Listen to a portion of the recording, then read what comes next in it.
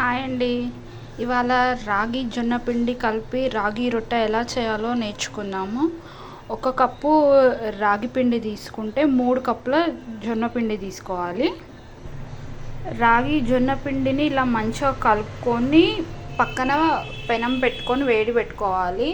దాంట్లో వేసరికి వేడి నీళ్ళు పెట్టుకోవాలి. అది ఎక్కువగా మసిలితేనే మనకి రొట్టె జిగి అనేది ఎక్కువ ఉండి ఇరిగిపోకుండా వస్తాయండి.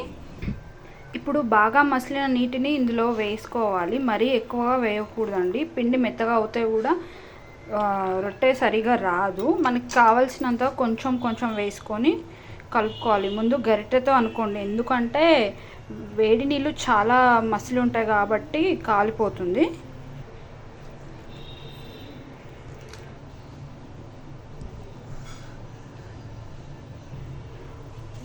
కొన్ని వాటర్ వేసుకుంటూ మనం పిండిని ఈ కన్సిస్టెన్సీలో కలుపుకోవాలండి.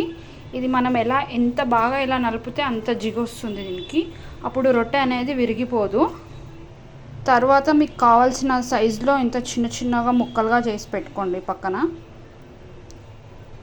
పక్కనే రొట్టె కద్దడానికి ఒక గిన్నెలో చల్లటి వాటర్ వేసుకొని ఒక క్లాత్ పెట్టండి. డైరెక్ట్గా హ్యాండ్తో అంటే చేయి కాలుతుంది. ఇలా అంటూ ఉండాలి.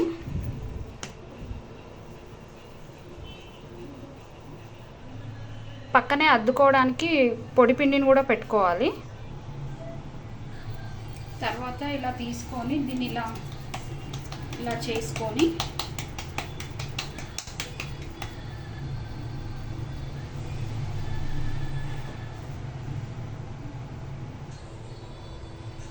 కింద కొంచెం ఎక్కువ పిండి అద్దుకోవాలండి. ఇలా అద్దుకొని దానిపైన మనం ఇలా వేసి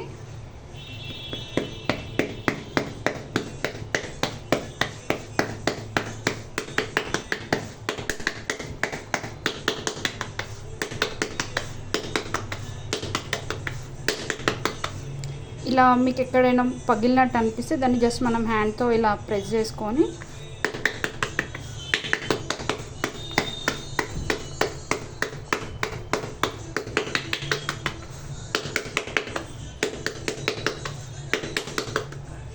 ఇక్కడ ఇలా ఉంది కదండి, దీన్ని మనం ఇలా క్లోజ్ చేసుకోవచ్చు.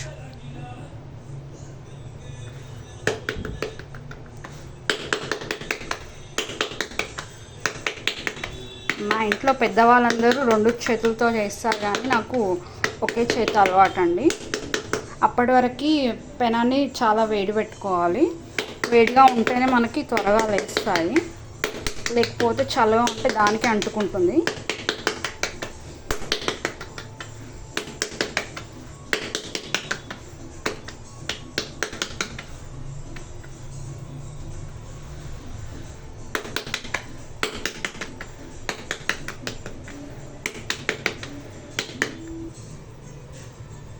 అయిన తర్వాత ఇలా అంచులో నుండి ఇలా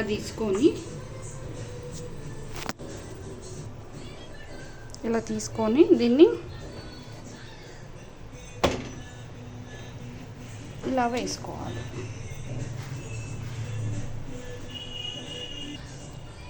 చూసారు కదండి ఎలా ఉందో, ఎక్కడైనా ఇరిగిపోయిందో అస్సలు ఉండదు. తర్వాత చన్నీలన్నీ ఇలా తీసుకొని మనము ఇలా ఒక సైడ్ నుంచి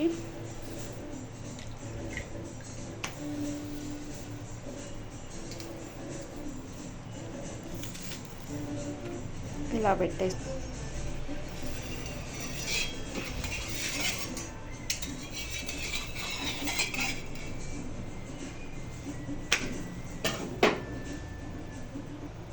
ఇది కాలేంతలోపు మనము ఇంకో రొట్టెకి పిండి రెడీ చేసుకోవాలండి.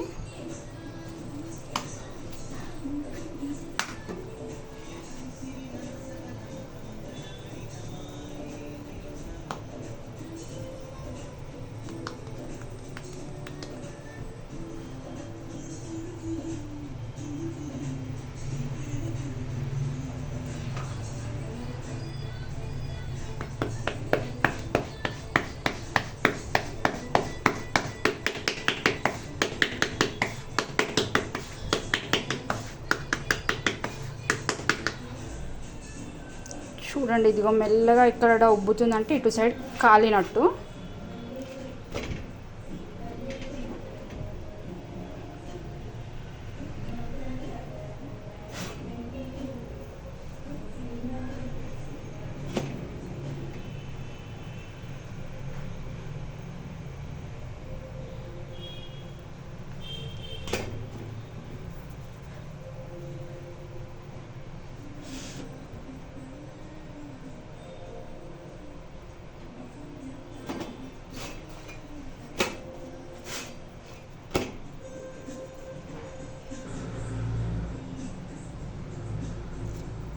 చూసారు కదండి, ఆల్మోస్ట్ మన రొట్టె మంచిగా కాలిందండి. పచ్చి పచ్చిగా కాలింది తింటే పిండి పిండిగా ఉంటుంది, అది బాగుండదు. ఎవరికైనా ఇలా కష్టంగా ఉందనుకుంటే ఇలా ఒకటి చపాతీ పిండి చేసే కర్రతో లైట్గా ఇలా ఇలా అనాలండి. గట్టిగా అంటే మాత్రం పిండి దీనికి అంటుకొని పోతుంది.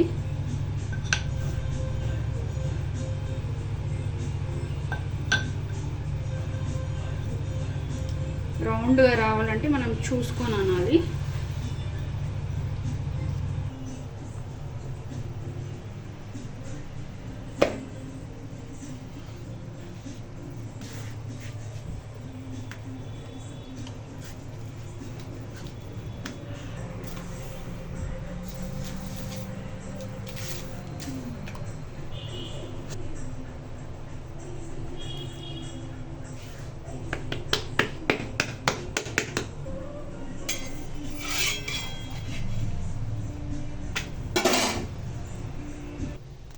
చూసారా అండి ఎలా పొంగిందో పూరిలాగా.